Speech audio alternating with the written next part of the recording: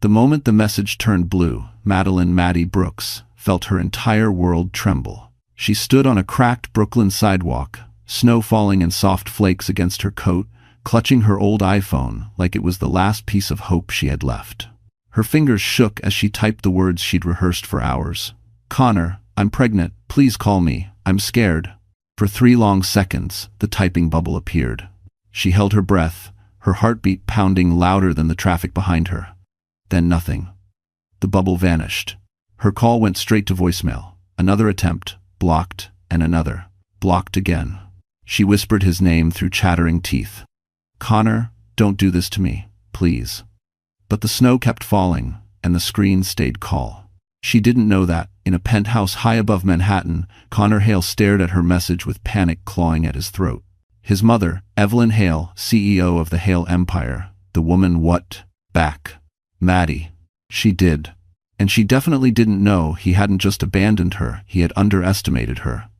And that would be his biggest mistake. Madeline Maddie Brooks had never imagined her life would split cleanly into 2 eras, before the block and after the block. Before, she was just a 26-year-old design assistant trying to survive New York City on tip money and stubborn hope. After, she became a woman forced to rebuild from ashes she never asked for. Back then, Maddie lived in a cramped basement apartment in Brooklyn, a space barely big enough for a bed, a thrift store dresser, and a table where she sketched designs late into the night. She worked double shifts at a neighborhood cafe, rushing between tables with a tired smile, praying for tips generous enough to cover groceries. But even in exhaustion, she carried a softness, a warmth that made customers ask for her by name. Her dream was simple: to become a real interior designer, the kind whose work appeared in glossy magazines. She attended night classes at a small design school, sometimes arriving with wet hair from the rain, sometimes with tear-stained cheeks after a brutal shift. But she never missed a class. Her notebooks were thick with hand-drawn floor plans and color palettes she couldn't afford to buy. And then there was Connor Hale, the charming, polished finance heir who walked into the cafe one afternoon and left with more than just a latte. He left with her heart. Maddie had never dated someone like him, someone who wore tailored coats and carried himself like the future belonged to him. He made her feel special, chosen, as though she mattered in a city that barely noticed when people disappeared. For a while, life felt perfect. They shared cheap takeout on her tiny bed. They watched old movies on her laptop. And Connor always told her she was meant for something bigger. "You have vision, Maddie," he'd say, tracing her hand. "One day, people will fight to hire you." She believed him. She believed every word, because she wanted to. Then life shifted like a rug pulled from under her feet. Losing her job at the studio felt like an accident. The email was cold, impersonal, the kind New York sent to thousands every year. She cried quietly in the bathroom, splashing water on her face before heading to her shift at the cafe. But the worst news came days later: 2 pink lines on a cheap drugstore test. Her hands shook so badly she had to sit on the edge of the bathtub. Her first instinct was to call Connor. He didn't answer. Maybe he was working late, maybe he was asleep. She told herself 1,000 excuses. But deep down, something icy settled in her chest. Something that whispered she was about to face a kind of loneliness she wasn't ready for. And she was right. Because the moment she finally sent the message, "I'm pregnant," her world collapsed. Not with a scream, not with an argument, but with a single digital slap, blocked.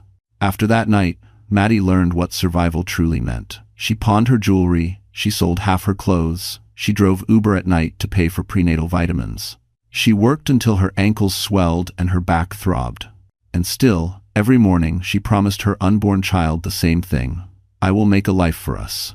I will not let this city swallow us." 8 years later, the world would see a polished, confident woman with talent powerful enough to command entire boardrooms. But the truth was simple. Her strength was built in silence. Her courage was carved from betrayal. Her future was born the day Connor Hale tried to erase her. And fate, as it turned out, had kept the receipts. New York had always been a city with sharp edges, glittering for some, unforgiving for others. For Madeline Maddie Brooks, it became both her battlefield and her rebirth. 8 years after the night she was left alone in the snow, the city no longer swallowed her whole. Instead, it held its breath when she walked into a room. Her life now unfolded between two worlds: the polished skyline of Manhattan and the quiet warmth of her cozy studio in Brooklyn, where she raised her son, Liam. Every morning began with sunlight pouring through her small kitchen window, warming the wooden table where Liam ate cereal while she reviewed design drafts on her MacBook Air. He was 8 now, gentle and brilliant, with eyes that carried more depth than any child should have. She never told him the full story of his father, only that they had built their life together, just the two of them. And that was enough. But the professional world Maddie stepped into each day was a different universe entirely. Her boutique design studio, Brooks Atelier, had grown from a single desk in her apartment into a well-respected name whispered among Manhattan's elite. Her work blended warmth with modern elegance, giving life to penthouses overlooking Central Park and corporate lobbies on Fifth Avenue. Wealthy clients loved her eye for detail, the way she listened, the way she transformed a room into something alive. And one of those clients, Julian Mercer, had unknowingly changed the entire trajectory of her life. Julian, a billionaire architect and real estate developer, had hired her 3 years ago to redesign the lobby of Mercer Tower, a skyscraper of steel and glass that cut through the clouds above Park Avenue. Their collaboration was supposed to be temporary, but her creativity impressed him so deeply that he continued offering her new projects, each one larger than the last. Maddie didn't realize it then, but Julian wasn't just investing in her talent, he was betting on her future. The luxury world she moved through now was intoxicating boardrooms lined with marble, meetings held in high-rise offices with skyline views, late-night project reviews in penthouses, where the walls shimmered with soft gold accents. Her workdays were a blur of Montblanc pens, polished sample boards, and clients who spoke in million-dollar vocabulary. But even as she navigated this world with grace, she remained grounded, never forgetting the basement apartment where she once cried herself to sleep. Still, for all her progress, there were shadows she didn't dare confront, especially the shadow of the Hale family empire. She knew Hale Tech, their tech conglomerate. She saw their name on the sides of skyscrapers, on billboards glowing in Times Square. She even passed their headquarters sometimes, a towering structure of glass and steel that seemed to dare the world to challenge it. She didn't know fate was about to take her challenge personally. One crisp autumn afternoon, as golden leaves swirled across the pavement, Maddie received an unexpected email, an invitation to lead the interior redesign for a major corporate merger announcement at the Plaza Hotel.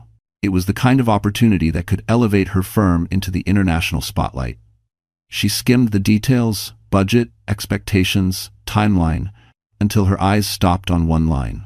Primary corporate partner, Hale Tech. Her pulse stilled. For the first time in years, New York's glitter felt cold again. Her hands trembled as she closed her laptop. The city outside her window sparkled, indifferent and brilliant. Life had brought her full circle, not gently, but with a force that made her breath hitch. And the man who once erased her was now standing unknowingly on the path she was destined to cross again. Connor Hale had the kind of face people trusted at first sight: clean-cut, bright smile, tailored charm. To the world, he was the picture-perfect financial heir. Disciplined, educated, effortlessly charismatic. Reporters praised his strategic mind. Investors admired his composure. Society, women whispered about his elegance at charity galas. He was the Hale legacy wrapped in a bespoke suit. But beneath that polished exterior lived a man built on cowardice and convenience. A man who avoided guilt the same way he avoided eye contact with his own reflection. 8 years earlier, when Maddie had texted him about the pregnancy, Connor had been sitting in his father's leather armchair, sipping a glass of expensive scotch he never paid for. His mother, Evelyn Hale, had stood at the window, her silhouette crisp against the Manhattan skyline. "She'll ruin you," Evelyn said, her voice as cold as the marble floors beneath her heels. "You think our family can afford a scandal with your father's health failing? Block her. And forget this ever happened." Connor had done exactly that, not because he agreed, but because fear had been stitched into him since childhood. Fear of disappointing Evelyn, fear of losing status, fear of stepping outside the carefully curated life she controlled. Now, 8 years later, Connor carried that fear like a quiet parasite beneath his expensive suits. As CFO of Hale Tech, he moved through the towering headquarters like a prince in a castle he didn't build. Analysts followed him, Assistants admired him. Photographers captured him at business summits, where he spoke about innovation and leadership. Every article named him the future of Hale Group. Every board meeting praised his brilliance. Only Evelyn knew how fragile that brilliance was. She managed every step of his ascent, from manipulating competitors to arranging a strategic engagement between Connor and Vanessa Carrington, daughter of a powerful investor family. Their relationship lacked warmth, but it served its purpose. Vanessa's last name strengthened the Hale reputation. Her connections opened doors, and Connor, ever the obedient son, played the doting fiancé. But lately, cracks had begun to split through Connor's flawless image. Sloppy accounting buried beneath layers of inflated numbers. Mismanaged funds redirected to undisclosed development. Risky bets made without board approval. All small enough to hide, but deadly enough to destroy him if exposed. And Evelyn suspected. She watched him with the sharp eyes of a hawk sensing weakness. She asked pointed questions in private. She referred him to in-house auditors, just to keep things clean. And worst of all, she spoke to Vanessa's father, Arthur Carrington, about keeping Connor focused. Connor felt the noose tightening every day. That was why the upcoming merger announcement at the Plaza Hotel meant everything. The deal would bring in billions, secure his position, and convince the board he deserved to become CEO someday. If he pulled this off, all whispers about financial discrepancies would disappear. Failure was not an option, not when Evelyn still controlled every corner of his world. On the morning he reviewed the event portfolio, his assistant placed a folder on the desk. "These are the design plans for the merger announcement," she said. "The lead designer is Madeline Brooks." Connor froze. For the first time in years, guilt raw, suffocating, grabbed him by the throat. He told himself it couldn't be her. Maddie Brooks was a common name. New York was a big city. But something in his chest twisted painfully. He opened the folder. The first page held a rendering of the Plaza Ballroom, warm light, bold architecture, elegant textures. The signature at the bottom read, Madeline Brooks, lead designer, Brooks Atelier. His breath hitched. Maddie. She wasn't gone. She wasn't destroyed. She had risen higher than he ever imagined. A chill ran through him as he stared at her name. And for the first time since he blocked her, Connor Hale felt fear. Real fear. The kind that warns a man his past is coming back, not quietly, but with consequences sharp enough to cut through everything he built. The email sat on Maddie's screen like a ghost from another lifetime, one she thought she had buried beneath years of grit, sacrifice, and late-night tears. HaleTech. The Plaza Hotel. Multi-billion-dollar merger. Lead designer, Brooks Atelier. Her studio, her work, her name, but none of it felt like a triumph. Not when the name Hale still carried the sting of a winter night where she stood alone, pregnant, frightened, and erased with a single tap of Connor's thumb. She closed her eyes and inhaled slowly, letting the cool morning air from her open window steady her heartbeat. Manhattan hummed outside, taxis honking, vendors shouting, the world moving without sympathy. In the kitchen, her son Liam hummed as he packed his school folder, unaware that his mother's past had just knocked on the door she thought she had sealed shut. "Mom?" Liam peeked around the doorway. "You okay?" Her voice wavered before settling. "Yeah, sweetheart. Just a big project came in today." Liam flashed a proud grin, the same grin that had carried her through the darkest days. "You always do great. You're the best designer in the world." She kissed his forehead. "Thank you, baby. That means everything." But once he left for school, the silence felt heavier.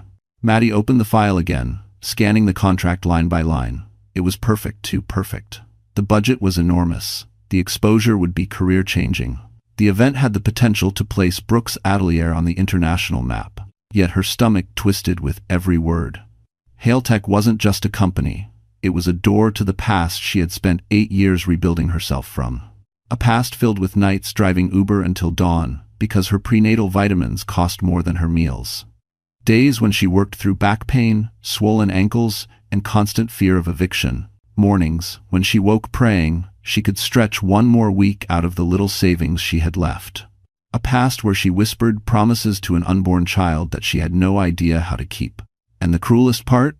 She never knew that some of her suffering had been designed. Evelyn Hale had orchestrated her firing. The blacklisting, the ruined opportunities, Maddie had blamed herself for years, believing she simply wasn't good enough. But someone had known. Julian Mercer. That afternoon, Maddie visited his office at Mercer Tower. The elevator opened into a penthouse workspace of glass and clean lines, where sunlight poured over architectural models like spotlighted sculptures. Julian looked up from his desk, reading her expression immediately. "You saw the contract," he said quietly. She nodded. He leaned back, studying her with the same steady gaze he used when evaluating the structural integrity of a skyscraper. "Do you want to walk away from it?" Maddie hesitated. "It's not that simple." "No," Julian agreed. "It isn't. Not when the past is involved." Maddie swallowed hard. "He doesn't know about Liam." Julian didn't answer. He didn't need to. She paced the room, her footsteps echoing against the polished floor. "If I take this project, Connor will be there. He'll see me. He'll tend to. He might put things together. And if you don't take it," Julian said, "you hand him power he doesn't deserve." She stopped walking. The words hit deeper than she expected. Julian stepped closer, lowering his voice. "You built yourself from nothing, Maddie. Not for him. For you. For your son. You don't owe Connor fear." She stared out the window at the skyline, towering, relentless, bold. A city that once devoured her. A city she now had the chance to conquer. When she finally spoke, her voice was soft but steady. "I'll take the project."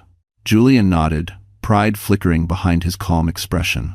But deep in her chest, Maddie felt something else rise, a storm she wasn't sure she could contain. Because walking into the plaza meant walking straight into the man who broke her and revealing the woman he never expected her to become. The week leading up to the plaza project felt like walking through a minefield, every step quiet, careful, loaded with memories Maddie wished she could erase. The closer the event came, the more her past clawed up from the shadows she had buried it in. Even the city itself seemed to conspire, whispering reminders through familiar streets and subway ads bearing the Hailtech logo. She had learned to avert her gaze, but now there was no avoiding them. Her studio buzzed with movement. Assistants ran sketches between workstations, samples covered every table, and the air smelled of fresh linen and architectural glue. It should have been a moment of pride. Instead, Maddie felt pressure building behind her ribs, like her heart was being wound too tightly. She tried to channel the tension into her work. The ballroom mock-ups were coming together beautifully, warm golds, soft uplighting, custom archways inspired by the original 1907 architecture. Every detail had her fingerprint. Every flourish, a quiet declaration that she belonged in spaces she once felt too small for. But late at night, when the building was empty, her thoughts weren't on lighting angles or florals, they were on Connor. She hadn't seen him in 8 years. She wondered if he still carried that air of easy confidence, if his smile still charmed crowded rooms, if the guilt of abandoning her ever shadowed his perfect posture. Her stomach twisted at the thought. Not because she missed him, but because the wound he left was one she had stitched together slowly, painstakingly, with no thanks to him. One evening, after hours of finalizing renderings, Maddie stood alone in the dim light of her office, staring at a scale model of the Plaza Ballroom. The tiny chandeliers glimmered faintly. Her hands rested on the table edge, steady but cold. "You're overthinking again." Julian's voice drifted from the doorway. He stepped inside, jacket slung over one arm, the quiet authority he carried easing just a little in her presence. "I'm preparing," she corrected softly. "You're preparing for a building," Julian said, "not for him." She didn't respond. He approached the table, eyes scanning her work. "This is extraordinary. You've elevated the space without erasing the history. That's rare." She almost smiled. "Thanks. But," he added gently, "you're worried." Maddie exhaled. "I don't want him to see me shaken. I don't want him to have any power left." "He doesn't," Julian said. But she wasn't sure. Trauma had a way of convincing you. The threat was still there, long after the danger was gone. Julian paused, his eyes softening. "Maddie, he doesn't get to decide who you are now." She looked at the model again, imagining herself standing in the real ballroom, the lights bright, the cameras everywhere, Connor somewhere in the crowd. The idea made her pulse stutter. What if he recognized Liam's eyes in her? What if Evelyn Hale stepped in again? What if the past swallowed her before she could defend herself? As if sensing her spiraling, Julian tilted his head. "Whatever happens," he said, "you won't face it alone." The words landed deeper than she expected. Warmth stirred in the space between them, quiet but real. Before she could answer, her phone buzzed on the table. A message from an unknown number. "See you at the plaza. We have unfinished business." Her heart slammed painfully. For a terrifying second, she thought it was Connor. But the signature at the bottom told a different story. Evelyn Hale. The room suddenly felt colder. Julian read her expression. "Who is it?" Maddie swallowed. His mother. In that moment, she realized the plaza wouldn't just be a project. It would be a battlefield. And the woman who once destroyed her life was already waiting on the other side of it. Connor Hale prided himself on his ability to stay composed. He had survived brutal market crashes, aggressive board interrogations, and his mother's ruthless standards. But nothing, absolutely nothing, unsettled him the way seeing Maddie's name on that design contract did. For days, he found himself drifting, unfocused, replaying memories he had spent years burying. The sound of her laugh in the cafe, the way she used to tuck her hair behind her ear when she was nervous, the softness in her voice when she once whispered she believed in him. These images came back uninvited, clawing into his conscience like unwelcome ghosts. He told himself it was nothing, that she was just another designer, that she probably didn't even remember him. But that was a lie. Late one night, after Vanessa left his penthouse to attend yet another charity dinner he didn't care about, Connor sat alone at his marble kitchen island. A glass of bourbon rested beside him as he typed her name into a search bar. Madeline Brooks. Dozens of results appeared, articles praising Brooks' atelier, photos of event venues she transformed, interviews highlighting her visionary approach. His stomach tightened as he clicked on a picture of her standing in a finished penthouse suite. She looked different, stronger, radiant, confident in a way that twisted something dark inside him. She wasn't supposed to rise. She wasn't supposed to thrive. She was supposed to disappear. He felt Evelyn's warning echo in his mind. She is not part of our world. But she was now, and the world seemed to love her for it. A strange panic settled in Connor's chest, a fear he didn't recognize. He zoomed in on the photo. Something behind her eyes looked familiar, something he had once cherished but foolishly abandoned. He shut his laptop too hard. Across the city, Evelyn Hale was preparing her own battlefield. She paced her private office at Hale Group, the city lights shimmering behind her like a jeweled curtain. Her assistant waited nervously as Evelyn scanned documents related to the plaza event. "She cannot be involved," Evelyn said sharply. "Remove her." The assistant swallowed. "With respect, Miss Hale, her studio was chosen by the investors. They're impressed with her portfolio. She's highly recommended." Evelyn's eyes narrowed. "Recommendations can be undone. If with war. But the contracts." "Contracts," Evelyn interrupted, "bend when pressure is applied correctly." Her gaze hardened. She had spent her life shaping the Hale empire, brick by brick, sacrifice by sacrifice. She would not allow a woman from the past, some girl her son once toyed with, to jeopardize the pristine future she built. She turned toward the window, voice low and cold. "Find a way. I won't allow her to stand on that stage." The assistant nodded shakily and left. Evelyn allowed herself a long, controlled breath. Maddie had resurfaced, and Evelyn wanted her gone again. Meanwhile, Connor's fixation grew. At the office, he found himself distracted during meetings. Investors noticed. Vanessa complained he wasn't listening. His assistant asked if he was sleeping enough.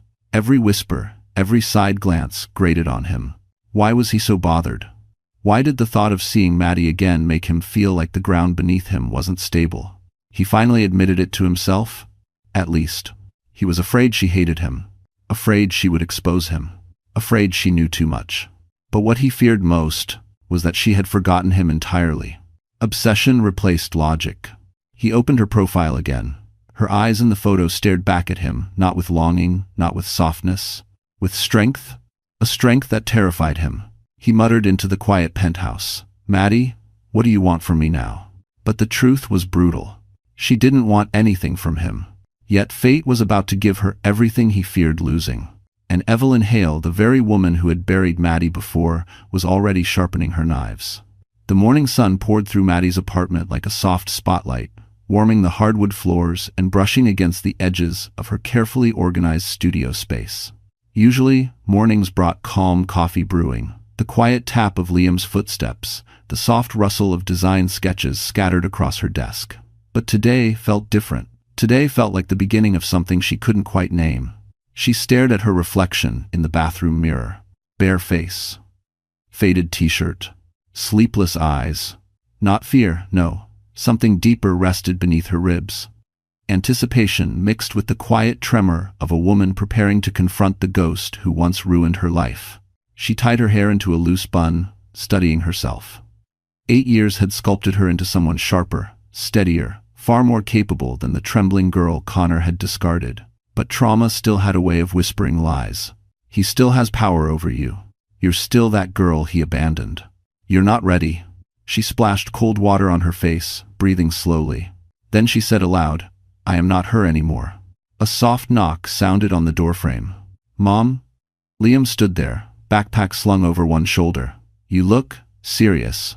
She laughed gently. Do I? Yeah, like when you're about to yell at a supplier for messing up your samples. She ruffled his hair. Maybe I'm just gearing up for a big day. If you do for... Liam handed her a little drawing, a sketch of her standing in front of tall buildings, holding blueprints, with a giant gold crown floating above her head. You're the best designer ever, he said. You're gonna knock it out of the park. Her throat tightened. Thank you, sweetheart. After dropping him off at school, she headed to Mercer Tower. Julian had insisted she come early to finalize the presentation for Haletech's board approval. But when she arrived, she found not Julian, not yet, but a garment bag hanging from her office door. A note rested on top. Maddie, you've spent years helping others see their potential. Today, let me help you see yours. J.M.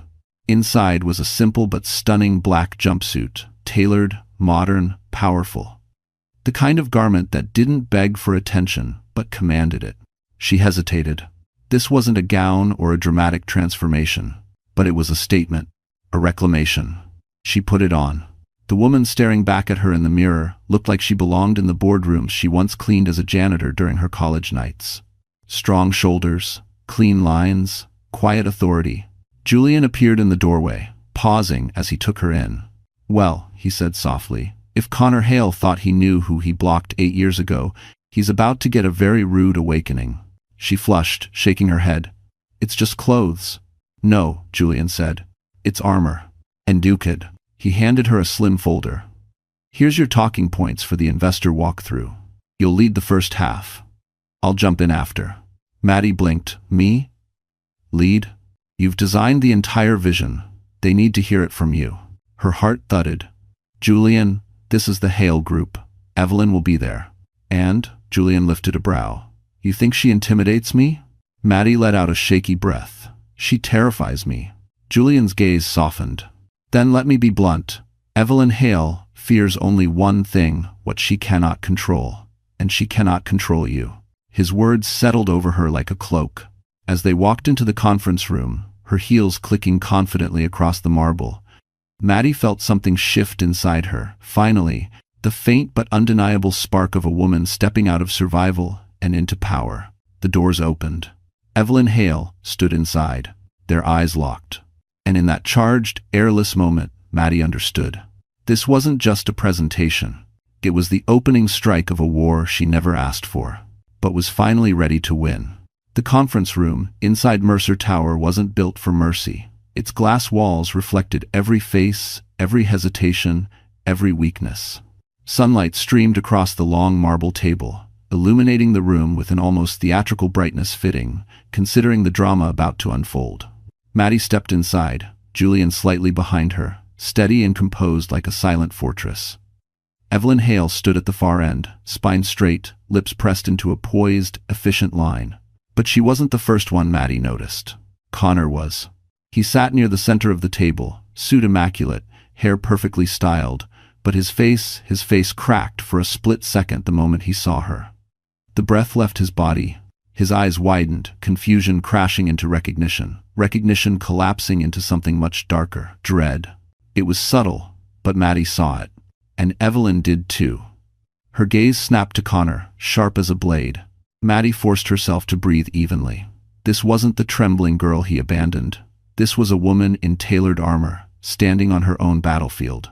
Good morning, Julian began, his voice calm.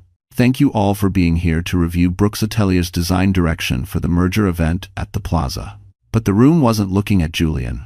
Every pair of eyes flicked between Maddie and Connor, two stories colliding in real time. Connor stood abruptly, knocking his pen off the table. Madeline? His voice cracked slightly. You're the designer? Maddie's posture didn't budge. Yes, I'm leading the project. If you ever's. The professionalism in her tone, the steadiness, it shook him more than anger ever could. He took a slow step toward her, searching her face for softness, familiarity, anything that resembled the girl he left behind. But the woman before him was unrecognizable, polished, confident, powerful. You look, Connor struggled, different. Maddie offered a gentle smile, the kind used for difficult clients, not lost lovers. People change. Evelyn's voice sliced into the tension. Connor, sit down. End quote. But Connor didn't move. His eyes were fixed on Maddie, questions rising behind them like a storm. 8 years of silence cracking open. Julian stepped slightly forward, placing himself between them with calculated ease, a subtle message Connor wasn't too dense to miss. Madeline, Connor said again, softer this time. Could we speak after this, privately? Julian answered before Maddie could. She's here to present, not entertain personal conversations. If you does know. Evelyn's gaze darted between Julian and Maddie, suspicion narrowing her eyes. Let's proceed, she said coolly. Maddie placed her materials on the table, her hands steady despite the tremor in her chest. As she spoke about lighting structures, architectural preservation, spatial flow, her voice grew stronger. Her words filled the room, commanding attention in a way that made even Evelyn tilt her head. Connor barely blinked through the entire presentation. He watched Maddie like he was watching a life he'd thrown away take shape into something he could no longer touch. When she finished, the room erupted in praise. Investors leaned forward, intrigued. Evelyn forced a smile that didn't reach her eyes. But Connor, he stood again. Maddie, he said quietly, I owe you an apology. The room froze. Julian's jaw tightened. Evelyn's face blanched. Maddie kept her expression neutral, but her pulse pounded in her throat. 8 years too late. 8 years too painful. This isn't the time, Julian said sharply. But Connor shook his head. It's long overdue. Maddie exhaled slowly. Mr. Hale, she said, her voice calm but iced with distance. This meeting is about the merger, nothing else. The use of Mr. Hale hit him harder than any insult. He swallowed, stunned. Evelyn stood abruptly. This meeting is adjourned. One by one, people gathered their folders and left. Maddie turned to leave, but Connor stepped into her path. Maddie, please, just hear me out. Julian moved instantly, placing a firm hand on Connor's shoulder. She said no. Connor's eyes flickered not with anger, but something far more desperate. Maddie, why are you doing this? He whispered. She met his gaze with unwavering calm. I'm not doing anything, Connor. Her voice softened, painfully honest. I simply don't know you anymore. She walked past him, but Connor couldn't move, because in that moment, he realized. The woman he left behind was gone, and the woman standing before him might be the one thing powerful enough to destroy him. Connor Hale had survived hostile takeovers, federal audits, and the wrath of his mother. But nothing unnerved him like the way Maddie looked at him today, calm, composed, utterly unaffected. It was as if the years he spent pretending she never existed had backfired, collapsing into a void he could no longer escape.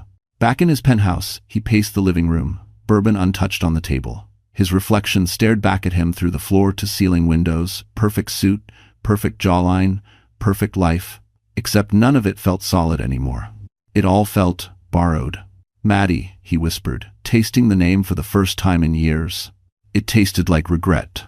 Every memory he had fought so hard to bury surged up her laugh against his chest, her sketches scattered on her bed, the softness in her voice when she once told him she felt safe with him. Safe. He had destroyed that. And now she stood taller than he ever imagined. A buzz from his phone jolted him. It was Evelyn. Come to my office, now. Minutes later, he entered the executive suite of Hale Group, greeted by the sterile scent of glass cleaner and Evelyn's icy presence. She didn't look up from her desk. What was that today? She asked sharply. Connor hesitated.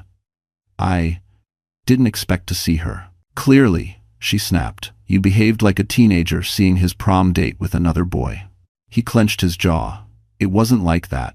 Then what was it? Evelyn's voice cut like a blade. You have spent years crafting an image I can defend. You do not get to sabotage it because a girl you once entertained has reappeared. Thanks for watching. That word girl made something ignite inside him. She wasn't just a girl. Evelyn slowly lifted her head, her expression turning lethal. Do you still not understand what is at risk? The Carrington merger depends on your stability. Your future as CEO depends on precision. Emotion is a liability, and Madeline Brooks is a landmine. She's not. She is, Evelyn said, rising to her feet, and I will not allow her to damage what we built. Connor felt a chill ripple down his spine. What are you planning? Containment. There was no softness in her tone. I warned you years ago she would be a threat. I handled the problem once. I will handle it again. Connor stiffened. What do you mean? Handled? Evelyn waved her hand dismissively. Your mind was on other things. I simply ensured she vanished. His stomach twisted. You got her fired? And blacklisted, Evelyn said without remorse. It was necessary. A sickening wave washed through him. So, what now? He asked quietly. Evelyn stepped closer. You will stay away from her.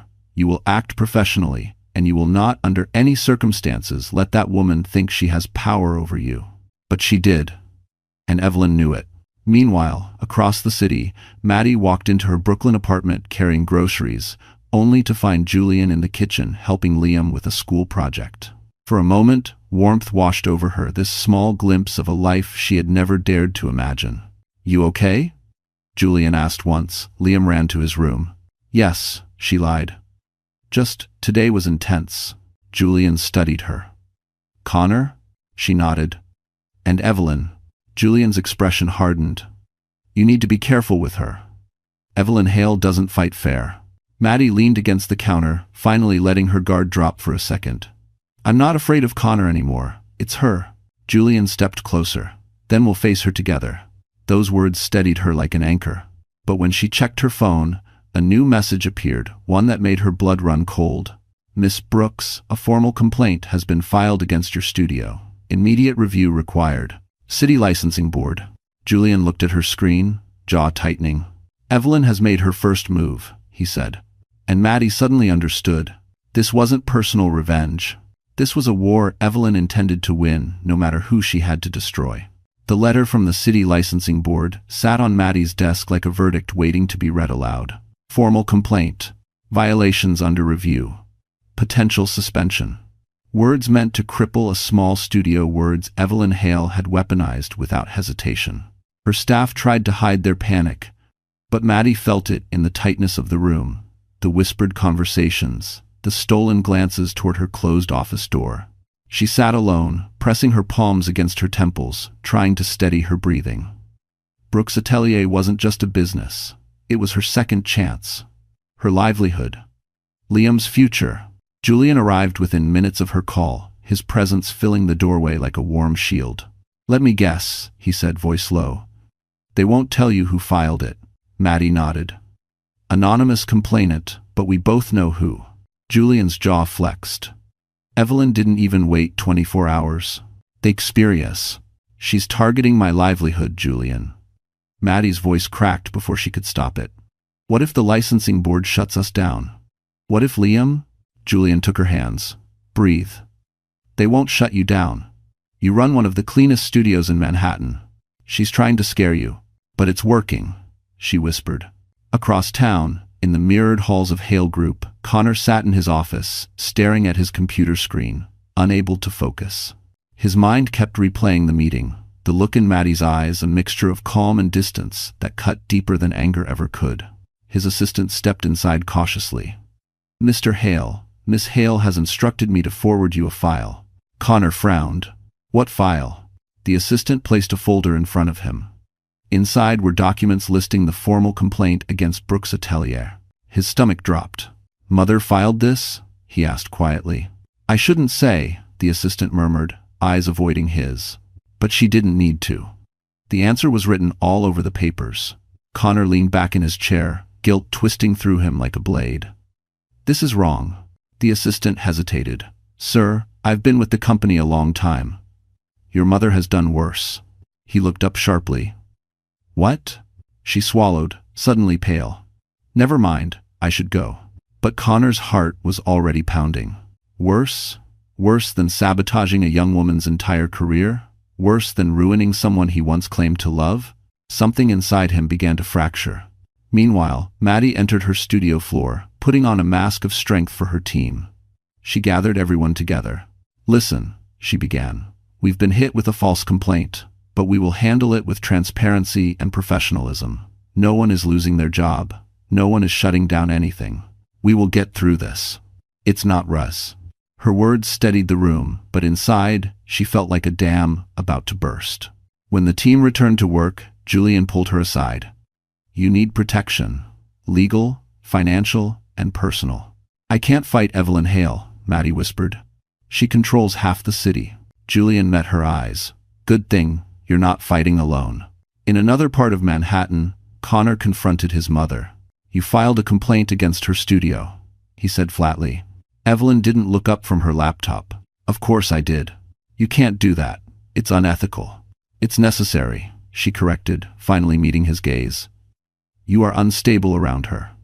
That threatens the merger. That threatens our entire legacy. She hasn't done anything wrong. That's irrelevant. Evelyn's voice chilled the room. She existed, and she resurfaced. That alone is a problem. Connor felt something heavy crack inside him. Mother, what else did you do 8 years ago? I need the truth. I guessed him. Evelyn's face remained unreadable. The truth is irrelevant now. No, Connor said quietly, it's not. He walked out before she could stop him, the weight of years of lies pressing down on him like the skyline outside. Back in her studio, Maddie's phone buzzed. Unknown number. Again. This time, a single sentence appeared. If you think this complaint is the end, you have no idea what's coming. Julian read over her shoulder. His expression darkened. She wants a war? Maddie swallowed hard. She just declared one. It happened on a Thursday afternoon, the kind of day Maddie usually cherished, sunlight slanting through her studio windows, her team buzzing with activity, Liam's laughter echoing faintly from her office, where he did homework after school. For a moment, it felt like life was settling again, even with Evelyn's threats circling like vultures overhead. But peace never lasted long in a war. Maddie was reviewing floral arrangements for the plaza when her assistant poked her head into the meeting room. Maddie, there's a delivery issue downstairs. They need your signature. She sighed, stood, and headed to the lobby, completely unaware that fate had chosen this exact moment to pull a thread she'd been desperately trying to keep hidden. Across the city, Connor had stormed out of a tense meeting with auditors, stressed, restless, and unable to focus. He wandered through Manhattan without direction until he found himself outside Mercer Tower. He wasn't planning to go in, he just wanted to clear his head. But then he saw a little boy step out of a rideshare with a backpack slung over one shoulder. A boy with soft brown hair. A boy with familiar eyes, deep, thoughtful, quietly observant. He looked 8. Connor froze. The child's driver waved as the boy thanked him politely and hurried toward the revolving doors. Connor's heart thudded. Something about him felt like déjà vu, sharp and unsettling. Hey there, the building's doorman greeted. Back again to see your mom? Mom. Connor's pulse jumped. His feet moved before his mind could catch up. Excuse me, he called out. The boy turned, and the world tilted. Those eyes, God, those eyes. He had seen them before. In late-night conversations. In laughter shared on a Brooklyn rooftop. In the mirror, every morning of his life. The boy blinked up at him. Hi. 18. Connor's throat tightened. What's your name? Liam, the boy said cheerfully. My mom works upstairs. A breath escaped Connor's lungs like he'd been punched. The timeline, the age, the face. Liam. His voice shook when he spoke again. Your mom. What's her name? Madeline Brooks, Liam answered without hesitation. Connor's vision blurred for a moment. Everything around him, cars, voices, the city's roar, fell away. Liam. Madeline. 8 years. Impossible. But completely, devastatingly possible. Before he could speak again, Julian appeared behind the glass doors, his expression shifting instantly from confusion to ice-cold clarity. He stepped between them with the effortless authority of a man defending what mattered. "Liam," Julian said calmly, "your mom is waiting." The boy nodded. "Okay, Mr. Mercer." Connor's stomach twisted. Mr. Mercer? What was Julian to Maddie? To Liam? Julian met Connor's eyes with a stare that held no warmth. "Step back." Connor swallowed hard. "Is he?" "Not your concern," Julian cut in. "Not anymore." The doors closed behind them, leaving Connor standing on the sidewalk with shaking hands and 1,000 shards of truth slicing into him. Meanwhile, upstairs, Maddie was signing off a delivery slip when Liam ran toward her. "Mom," he said breathlessly, "I saw someone downstairs." He looked confused. Her heart stuttered. "Who?" Before Liam could answer, Julian stepped into the hallway. "Maddie," he said quietly, "we have a problem." Her blood went cold. "What happened?" Julian hesitated. Connor saw Liam. Time stopped. Her hands trembled, the pen falling to the floor. No, Julian. He can't know." Julian stepped toward her. "He doesn't know, not fully, but he suspects." As if the universe delighted in cruelty, her phone buzzed. A new message. "Unknown number. You should have stayed gone. I won't allow this child to interfere with our legacy. As Mauderma. Evelyn Hale." Maddie's knees nearly buckled. Julian caught her by the elbow. "She's escalating." Tears welled in her eyes, not from fear, but from fury. "They're not taking my son," she whispered. Julian's voice hardened. "Then it's time to stop reacting and start fighting back." The Plaza Hotel stood like a golden monument against the Manhattan skyline, its marble pillars and shimmering lights promising elegance, influence, and danger. The merger gala was only 3 days away, and the city buzzed with anticipation. Investors, politicians, journalists, everyone who mattered would be there. And Evelyn Hale planned to turn it into Maddie's downfall. Inside her penthouse office, Evelyn met with Arthur Carrington, her future in-law, and a man equally ruthless. Photos, documents, and financial printouts were spread across the table. "She's become a liability," Evelyn said. Her voice was cool, precise. "We must ensure she's removed before the gala." Arthur tapped a finger against the photos, a mixture of Maddie, her studio, and shockingly, Liam. "The boy resembles Connor." Evelyn did not flinch. "Which is precisely why this is dangerous." "And your plan?" he asked. She slid a folder toward him. Inside were falsified reports, altered contracts, and a strategically curated accusation file against Brooks Atelier crafted to break a small business in a single blow. Arthur nodded, satisfied. "The board will believe anything we present." "They always do," Evelyn replied with a thin smile. "By the time the gala begins, she won't set foot inside the building." Across the river in Brooklyn, Maddie sat at her kitchen table, staring at the message Evelyn had sent. Her fingers curled into fists. She'd survived poverty, heartbreak, and every obstacle Manhattan had thrown her way, but this was different. Evelyn was threatening her child. Julian arrived moments later, letting himself in with the familiarity of someone woven into her life. Liam rushed to greet him, and Julian ruffled his hair before turning to Maddie. "You look like you haven't slept," he said softly. "I haven't," Maddie admitted. "She won't stop. She'll go after anything I love, anyone." Julian pulled out a folder. "I've hired a legal team, one of the best in New York, and we're filing for protection, business, and personal." Maddie swallowed. "Julian, this could become extremely public." "Let it," he said calmly. "Evelyn's empire is built on fear, yours is built on truth." His confidence steadied her, but inside, a storm raged. She looked toward Liam's room, where he hummed quietly while drawing superheroes. Julian touched her elbow. "You're not alone in this. You haven't been for a long time." Her breath caught not from fear, but from something warmer, something she hadn't let herself feel in years. But downtown, Connor Hale was unraveling. He sat in his office, replaying the moment he saw Liam, those eyes, that smile, that unmistakable connection. His hands trembled as he dialed Evelyn. "Mother," he said, voice strained. "We need to talk about the boy." Evelyn didn't hesitate. "Irrelevant. He looks like me. Coincidence."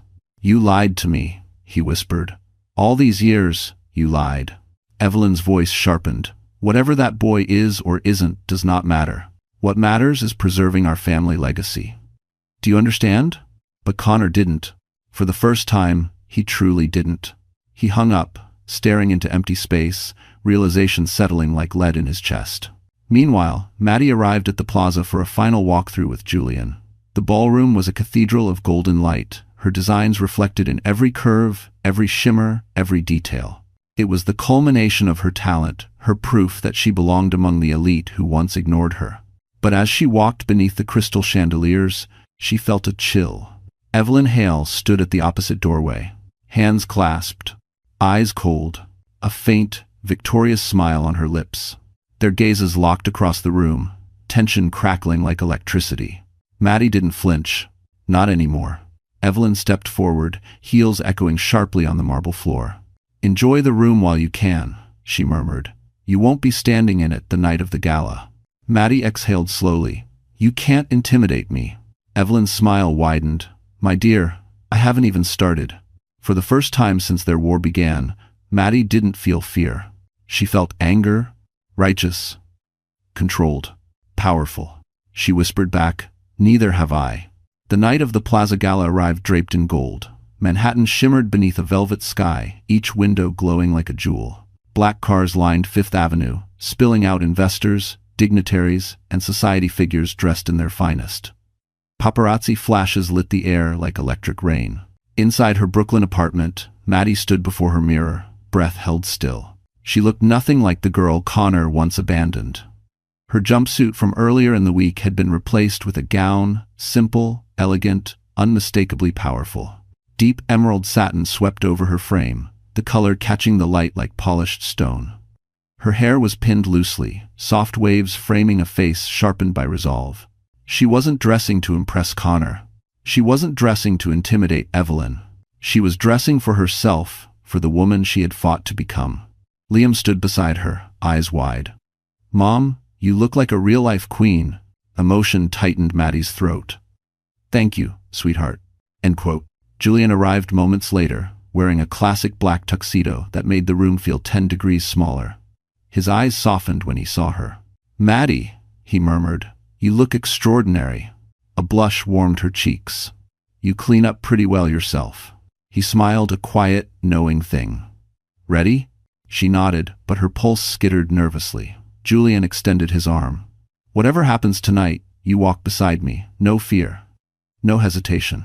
If friends would do matter of." With one final glance at Liam safe with his babysitter, smiling proudly, Maddie stepped into the waiting Mercedes. As they drove through Manhattan, the city glittered around them.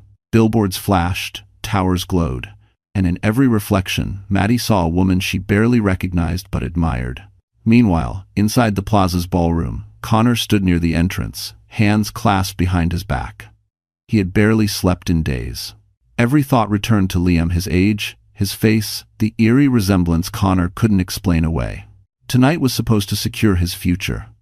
Instead, it felt like standing on the edge of collapse. Vanessa approached, placing a manicured hand on his arm. "You look tense." "I'm fine," Connor lied. But his eyes kept drifting to the doors, waiting.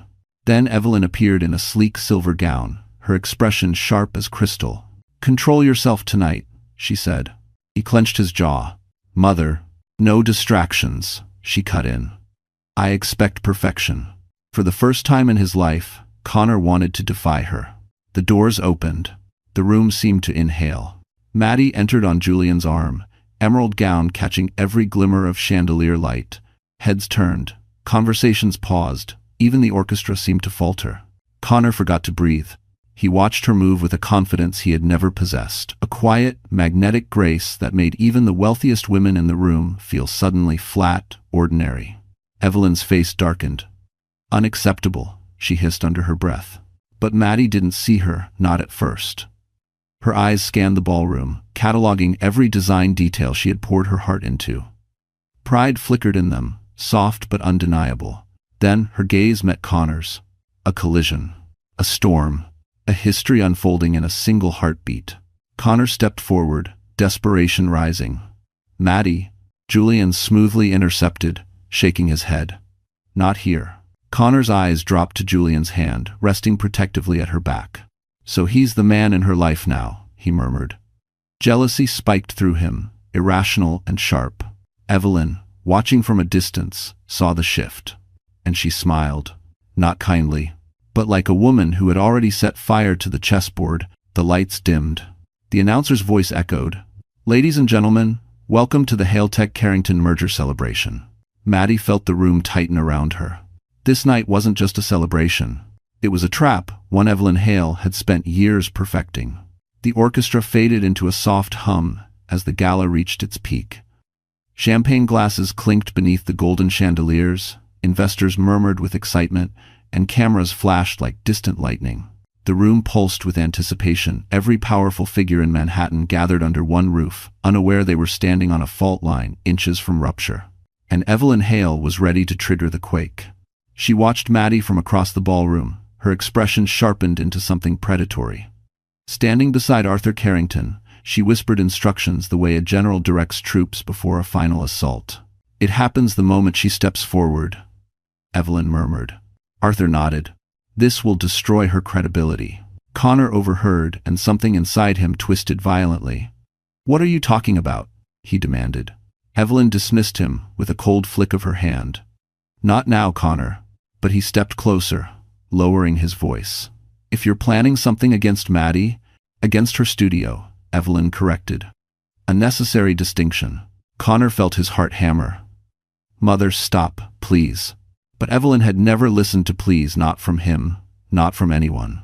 Across the room, Julian guided Maddie toward the event stage for the design acknowledgement segment.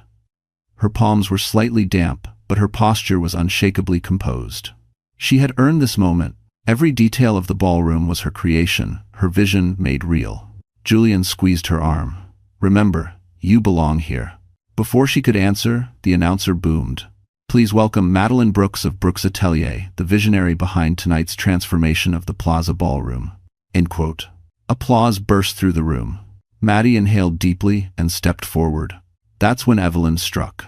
A man from the Carrington legal team suddenly approached the microphone, raising a folder dramatically. "Before Miss Brooks speaks," he announced, "there is an urgent matter of integrity and public trust." Maddie froze mid-step. Julian's expression darkened instantly. Connor's stomach dropped. The man continued, "We have received documentation indicating that Brooks Atelier is currently under investigation by the City Licensing Board for violations and potential ethical misconduct." A wave of gasps rippled across the ballroom. Flashes exploded. Photographers, sensing blood in the water. Maddie's breath vanished. Her hands trembled as whispers cut the room like knives. Violations?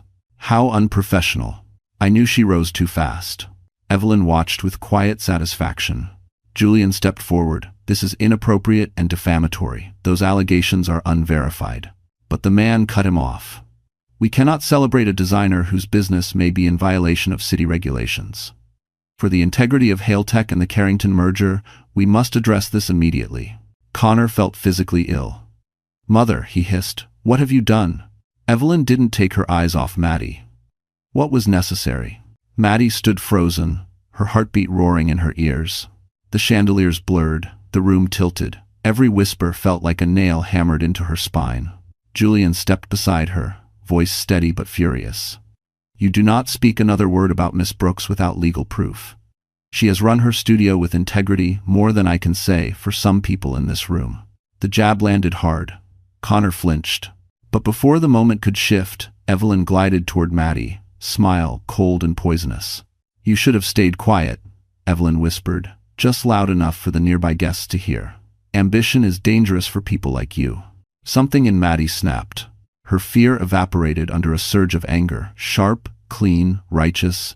"People like me?" Maddie repeated softly. "You mean people who aren't born into privilege? People who build instead of manipulate?" Gasps filled the ballroom again. Evelyn's eyes narrowed. "Choose your words carefully." "No," Maddie said, voice gaining power. "For 8 years you've done everything to make me disappear. But I'm still here, and I will not let you threaten my son." Connor jerked his head up. "Son?" Silence swallowed the room. Every head turned. Maddie froze. Julian's hand tightened at her back. Evelyn's face turned white with fury. Connor whispered again, voice trembling. "Maddie, you have a son?" Her lips parted, but no sound came out. Because the truth had detonated in the center of the plaza ballroom. And nothing, not the gala, not the merger, not Evelyn's power, would ever be the same again. The ballroom fell into a suffocating silence so complete, so absolute that even the chandeliers seemed to stop shimmering. The word son still hung in the air, suspended like a blade. Connor stood frozen, pale, eyes wide, as if someone had carved open his entire past and laid it bare for the world to see. "Son?" he repeated, voice cracking in a way no one in Manhattan had ever heard from him. "Maddie, you have a son?" Maddie could barely breathe. She felt her chest constrict, panic rising like floodwater. This was the moment she feared more than any legal threat, any sabotage Evelyn could conjure. The truth was no longer hers. To control it was out, exposed, vulnerable beneath the merciless lights of the plaza. Julian stepped between them, protective. "This isn't the place. If Wido..." But Connor shoved forward, desperation overriding sense. "Tell me, Maddie," his voice quivered. "Is he mine?" There it was. The question. The door. The wound. Gasps echoed through the ballroom. Phones lifted, cameras zoomed, power brokers leaned in, smelling scandal like wolves scenting blood. Maddie swallowed hard. Her voice barely formed. "Connor, not here." But Connor had never been more present in his life. All his composure, all his training crumbled. "My God," he whispered. 8 years. "Maddie, why didn't you?" "Because you blocked me." The words tore out of her, raw and uncontrolled. "You erased me the moment I needed you." Connor staggered back as though struck. "I what? No, that's not." But then he faltered, memory slicing through him. His mother's voice. The fear, the command, the choice he made. It all came crashing down. Evelyn moved fast. "Enough," she snapped, stepping between them like a shield of ice. "This conversation ends now." And 24. But Connor rounded on her. "Did you know?" Evelyn didn't blink. "Your personal life is irrelevant." "Did you know?" He demanded again, louder. Her silence answered for her. Connor recoiled. Betrayal washed through him with such force he had to grip the table. "You kept my child from me?" "She kept herself pregnant," Evelyn snapped, cold and venomous. "And I protected you." Maddie inhaled sharply. Julian stepped forward, fury igniting in his eyes. "You ruined her life, Evelyn." "Because of..." Evelyn laughed lightly. "I prevented a scandal." "For your benefit," Julian said, "not his." Connor shook his head slowly, disbelief twisting his features. "Mother, how could you? How could I?" Evelyn stepped closer, her voice rising. "How could you be so careless? You were weeks from your promotion, your future. Should I have let her drag you down?"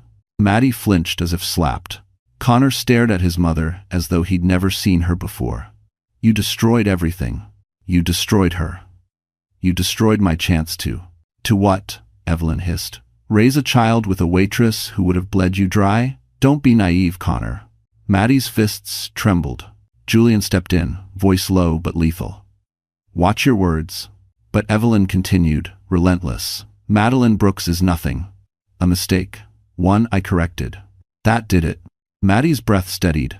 She finally spoke, not trembling, not afraid. "You didn't correct anything," she said quietly. "You created the man who abandoned me. You created the boy who had to grow up without a father. You created this mess." Connor's eyes filled with tears. "Maddie," he whispered, "is Liam mine?" Her heart clenched. She had always imagined she'd choose the moment to tell him not like this, not in a room full of vultures waiting for her to bleed. She closed her eyes, then nodded. The room erupted, gasps, shouts, camera flashes. Connor collapsed into a chair, face drained. "I have a son." Evelyn slammed her hand on the table. "No, this changes nothing. You will not acknowledge that child." He looked at her with utter disgust. "You don't decide that anymore." Maddie felt tears burn behind her eyes, not from heartbreak, but from the realization that everything was spiraling too fast. Julian touched her shoulder. "We need to leave, now." But as they turned to go, Evelyn spoke again, soft, chilling, final. "This isn't over, Madeline. You've just destroyed your future." Maddie turned back, voice steady with a strength Evelyn never anticipated. "No," she said, "I'm reclaiming it." The ballroom had become a battlefield, every chandelier flickering like torches above a crowd hungry for scandal. The revelation of Liam's existence rippled through the guests in relentless waves. Investors whispered behind raised hands. Journalists typed furiously into their phones. The entire Haletech-Carrington merger now hung by a thread thinner than glass. And at the center of the chaos, Connor Hale was falling apart. He staggered to his feet, breathing unevenly, hands trembling so visibly even the orchestra faltered mid-note. "I have a son," he said softly, the words barely forming. 8 years, I never knew. His voice cracked raw, broken, stripped of all corporate polish. A few guests looked away, uncomfortable, witnessing the unraveling of a man once groomed as Manhattan's next financial titan. Evelyn's reaction was the opposite. "Enough," she snapped, stepping toward him. "You will not show weakness in public." Connor stared at her, disbelief twisting his features. "Weakness? You kept my child from me. You weren't ready. You didn't let me decide." Evelyn's face hardened to stone. "I decided for both of you, as I always have. And in 59. The room buzzed, shocked, murmurs spreading like wildfire. This was no longer just about Maddie. This was about the Hale empire, revealing cracks no merger could hide. Arthur Carrington stepped forward, voice low but deadly. "Evelyn, if this gets out, our shareholders will." "This will not get out," Evelyn snarled. But it already had. Cameras were rolling, journalists were texting, the story was writing itself. Meanwhile, Julian guided Maddie toward the side entrance, shielding her from the crowd's predatory curiosity. She kept her chin high, but inside she was shaking. Not from guilt, she owed none of that to anyone, but from the intensity of the moment. "Are you okay?" Julian whispered. She nodded, though her heart pounded painfully. It had to break sometime. "You didn't break anything," Julian said. "Evelyn did. Connor did." She clenched her jaw. "And they're not done yet. It's no-do." Behind them, Connor pushed past Evelyn and followed. "Maddie, wait!" He called, voice hoarse, desperate. She stopped. She didn't turn, but she stopped. The entire ballroom froze with her. "Maddie," Connor said again, breathless, "please, don't leave, not like this." Julian stepped between them instantly. "Tonight is not the time." Connor ignored him. His eyes were fixed on Maddie, pleading. "I didn't know. If I had known, I would have." Maddie turned, meeting his gaze with a calm that cut deeper than any outburst. "Don't rewrite history, Connor. You blocked me. You chose to disappear." His expression crumbled. "My mother told me." "I don't care what she told you," Maddie said. "You were a grown man. You made your choice." A murmur of agreement rippled through the crowd finally, sympathy tilting toward her. But Evelyn wasn't done. "Madeline Brooks," she said loudly, stepping forward with a predatory smile, "you have jeopardized our merger, humiliated my son, and attempted to manipulate this event for personal gain. Your studio will face consequences." Julian laughed a low, dangerous sound. "You're losing control, Evelyn." Evelyn's gaze sharpened. "You think I can't destroy her business?" Julian stepped forward, narrowing the distance between them. "You've tried. And yet, she's still standing." "I would broke it." Guests watched, enthralled. This wasn't a gala anymore. It was a reckoning. Connor looked between them, his mother, the tyrant who shaped him.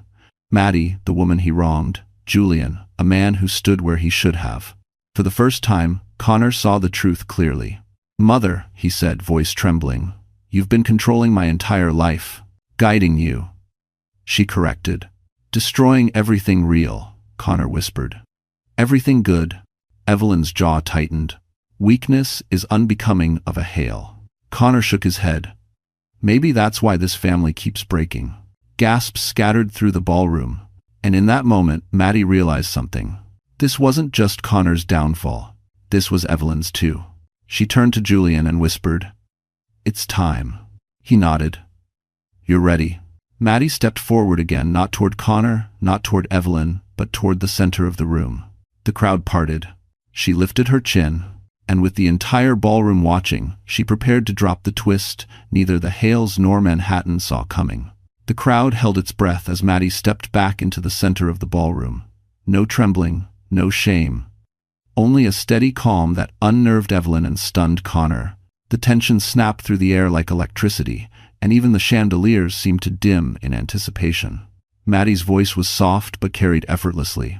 "I've stayed silent for 8 years. Tonight, I won't. Becomes des. W action. Every head turned. Julian moved beside her, not overshadowing, not leading, simply standing as the anchor she had never had before. Evelyn scoffed loudly. This is not your moment, Miss Brooks. Security will escort you out if— No, Maddie said, cutting her off. This is exactly my moment. A ripple of shock moved through the audience. Maddie lifted a folder thin, precise. Before you try to destroy my career, Evelyn, you should know. You already tried. Evelyn stiffened. Connor's eyes widened. Julian folded his arms, bracing for impact. Maddie opened the folder and held up a document. This, she said clearly, is a statement from the design firm that fired me 8 years ago.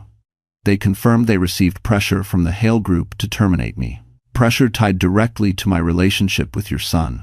Whispers shot through the room. Evelyn's lips thinned. Fabricated, desperate. Maddie continued unfazed, pulling out printouts. And this is email evidence from a former HaleTech employee now under legal protection, detailing how you attempted to blacklist me across multiple firms in Manhattan. Evelyn's breath hitched. Connor looked physically sick. And this, Maddie said, raising her voice slightly, is proof that the current complaint against my studio was filed anonymously using a HaleTech-owned IP address. Gasps. Journalists surged closer. Investors whispered furiously. Evelyn snapped, "You have nothing." "Oh, I have everything," Maddie said, locking eyes with her. "Because for once, you attacked the wrong woman." Julian stepped forward, adding weight to her words. Brooks Atelier operates with more integrity than HaleTech has shown in years. Evelyn Hale knowingly manipulated public offices, sabotaged businesses, and concealed a child's existence for corporate gain. Arthur Carrington paled. "Evelyn, is this true?" She didn't answer. She couldn't. Connor stepped forward slowly, heartbreak shadowing his face. "Mother, tell me you didn't do all this." Evelyn's expression flickered anger, desperation, denial. "Everything I did was to protect you." "You didn't protect me," Connor said. His voice cracked. "You controlled me." Maddie's eyes softened not for him, but for the truth he was finally forced to face. Julian addressed the room. "We have copies of every document, and we intend to file formal charges first thing tomorrow." And as agreed, the investors exploded in outrage. "This merger is a liability. HaleTech will collapse under scandal. We need legal counsel immediately." Evelyn's composure shattered. "Enough. None of you would be here without me." But the room had already turned. For the first time in her life, Evelyn Hale had lost control, and everyone could see it. Connor looked at Maddie again, eyes brimming with regret. "Maddie, I didn't know. I swear I didn't know. Thank you for watching." "I believe you didn't know," she said quietly, "but you didn't ask. You didn't fight. You didn't stay." He flinched as though her words were knives. "I want to meet my son," he whispered desperately.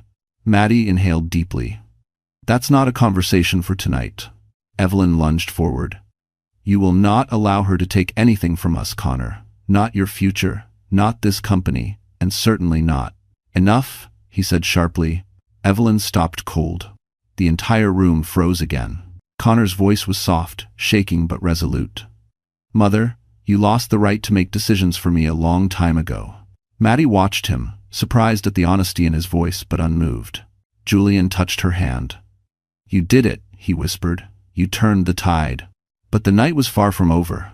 Evelyn's eyes burned with a new kind of fury, one born not of power, but of fear. And fear makes dangerous people reckless. The morning after the gala, Manhattan woke to headlines hotter than wildfire. Every major outlet, business networks, social pages, financial bulletins ran the same explosive story. HaleTech scandal erupts at the Plaza Gala. Illegitimate child, corporate sabotage, and blackmail allegations shake Hale empire. Inside HaleTech headquarters, chaos reigned.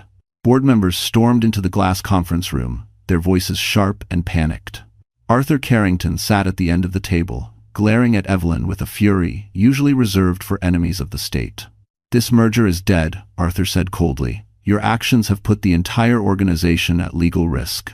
Evelyn's jaw tightened. "We can control the narrative."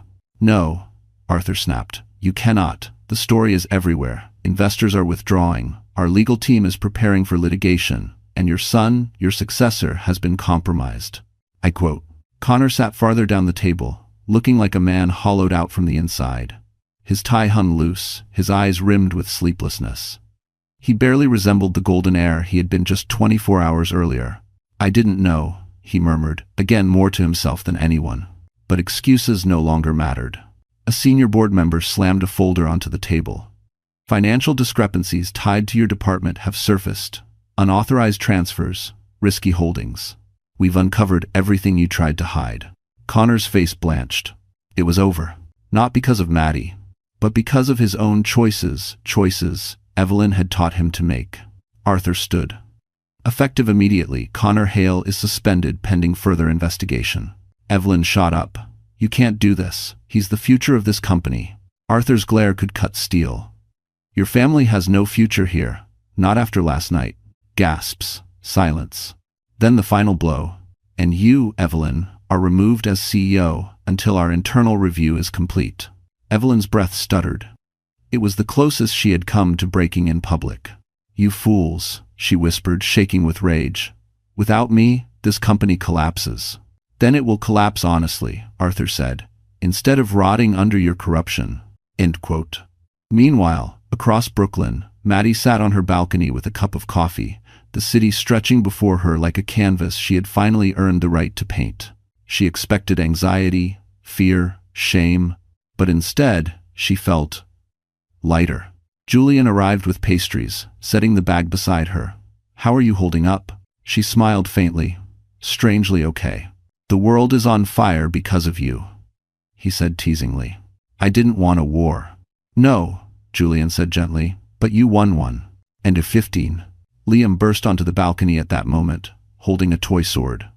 Mom, look, I'm protecting the castle. Julian laughed softly, just like your mom. A warmth spread through Maddie's chest, softening the bruises left by the night before. But the peace didn't last long. Her phone buzzed. A message. From Connor. Please. I need to see you. I need to see him. I need to make this right. Maddie's fingers tightened around her phone. Julian watched her carefully. You don't owe him anything. I know, she whispered. But Liam deserves truth. And I deserve closure. Julian nodded, the understanding in his eyes deeper than words. Whatever you choose, I'm here. She looked at him, really looked at him. His steadiness, his warmth, his unwavering loyalty. He was everything she had needed 8 years ago, and everything she might want now. Later that afternoon, as Maddie walked Liam to school, a black car pulled up slowly beside the curb. The window lowered. Evelyn Hale sat inside, face pale, eyes fierce, dignity fractured. You will regret this, Evelyn hissed softly. I will not let you destroy my family. Maddie stared at her, unflinching. I didn't destroy your family, Evelyn. You did. The car sped away, and Maddie knew this was not the end of Evelyn's rage. But for the first time, she also knew. Evelyn Hale was no longer a threat. She was a defeated woman, scrambling to hold on to a kingdom that had finally crumbled. Maddie took a deep breath. Her life was hers again. Her son was safe, and her future wide open. Spring settled gently over Manhattan, washing the city in soft light and restoring a sense of calm after months of chaos. But for Maddie, the real transformation wasn't in the skyline, it was in her life. 3 weeks had passed since the scandal shattered the Hale empire. Evelyn was under formal investigation. Connor had resigned amid financial scrutiny, and Hale Tech stock had plummeted so sharply that investors demanded a complete restructuring. The once unshakable dynasty was collapsing brick by brick, each piece a consequence of secrets long buried. Maddie didn't celebrate their downfall, but she allowed herself a quiet, private satisfaction. For the first time in years, she could breathe without fear. Brooks Atelier, once threatened with closure, was now flooded with new clients, prestigious hotels, luxury residences, even international investors who admired Maddie's integrity and composure under fire. The complaint against her studio had been formally dismissed, and the city issued a public apology for acting on falsified information. Justice, finally. Yet one matter remained unresolved: Connor.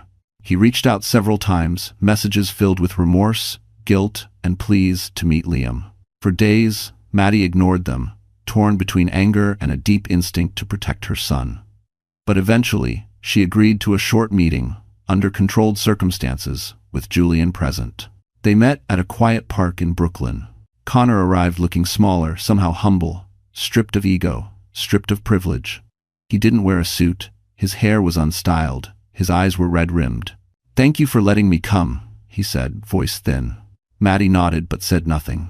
Liam sat beside her on the bench, swinging his legs, unaware of the gravity in the air. "Hi," Liam said politely. Connor swallowed hard. "Hi.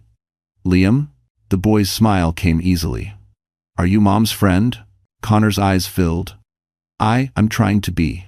Julian watched quietly, ready to intervene if needed. Maddie spoke gently. "Liam, this is someone from my past, someone who made mistakes, big ones." Liam nodded, thoughtful. "Adults mess up sometimes." Connor exhaled shakily. "More than you know." There was a long, tender silence. Then Liam asked, "Do you want to draw with me?" "I brought markers." Connor's face crumpled with gratitude. "I'd like that." As the two sat on the grass drawing superheroes, Maddie stepped aside with Julian. "You did the right thing," Julian said softly. "Did I?" she whispered. "Yes," he answered, "because forgiveness isn't about him, it's about freeing yourself." "I do, Seven." She glanced back at Connor, broken, remorseful, trying in small ways to connect with a child he'd never known. Maddie nodded. "He can see Liam, but he won't be part of decisions. Not yet." Julian's smile was warm. "You're a good mother, Maddie." She looked at him, really looked at him, and felt something shift, something soft and certain. "Julian," she said quietly, "I don't know where this goes, but you've been the one constant in my life, the one who stayed." He reached for her hand. "I didn't stay out of duty. I stayed because I choose you, every time." Her breath caught. Before she could respond, Liam called from the grass. "Mom, look, we drew a new building." Julian chuckled. "Architect and designer. Dangerous duo." Maddie smiled, heart swelling. "Maybe someday."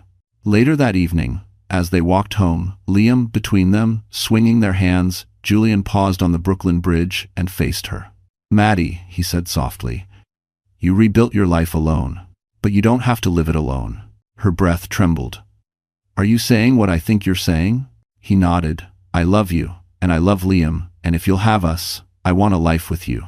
Tears welled in her eyes, not from pain, but from the healing she never thought possible. She whispered, "Yes." Julian cupped her cheek gently, and beneath the shimmering lights of Manhattan, they sealed a new beginning, born not from trauma, but from triumph. Behind them, the Hale Empire unraveled. Ahead of them, Maddie's life blossomed. For the first time, she wasn't surviving. She was living, and she was finally, beautifully free. All right. So the story has finally come to an end. And if you are still here, still listening, still feeling something in your chest right now, then that means this journey touched you in a real way. Maybe it reminded you of your own strength. Maybe it whispered something you needed to hear. Or maybe it simply showed you that healing is possible even after years of silence, betrayal, or loss. You know, Marcus Aurelius once wrote, "What stands in the way becomes the way." And that is exactly what Maddie's story teaches us. The pain that nearly broke her became the doorway to a life she never imagined. Her courage didn't grow from comfort, it grew from surviving storms she never asked for.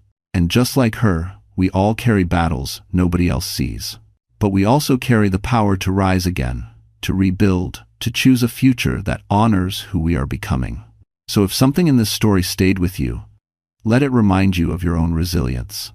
Let it remind you that your voice matters, your healing matters, and your story is not finished yet. And hey, if you're still here at this moment, then you're part of our little family now.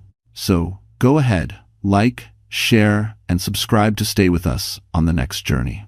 We've got so many stories to tell, and I'm grateful you're here to hear them. Let's keep growing together.